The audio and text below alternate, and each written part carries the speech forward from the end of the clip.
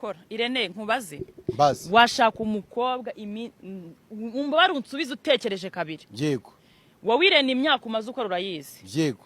uri kumva Yego. urabizi inzara wagiye uhura nayo ni nyinshi uko umaze ngana ntago byabura Yego. warakoze urihiringara ibintu wagezeho uko Yego. byabingana kose navuga ngo ntabyo ariko buri mwaka ushira iyo atari ikintu kivuyeho hari ikijyaho kandi niyo Yego. havaho kimwe imyaka ibiri kugenda Yego. ugiye kubona ubona ukunze ubanye n'umukobwa murasezeranye Yego. ivangamutungo Yego. waravunitse Yego.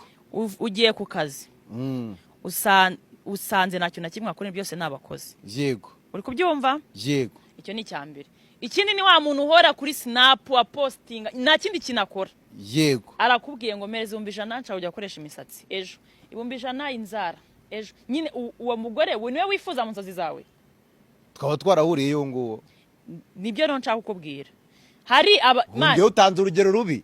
oya Irene nukazajye ushaka ibintu byose kwigira mwiza Singe uwo muntu twatwaje urabizi mu rukundo vabete gatoya ikiza turaziranye byanga byemera no utabubizi ariko wabikeka abakobwa mvugana nabo wabo bazi harimo nk'umwe wabo ameze gutyo aha wenda we nibyawe abona ruwe n'umuntu umeze gutyo hari ikintu nshaka gusobanurira rero reka nyigusobanurire hari ukuntu umukobwa kwihishamo ngiye hari akantu ka mbere nari nzi mwakobwa ntago abantu bose tubanye nabo batwishimira cyangwa tubishimira Ego.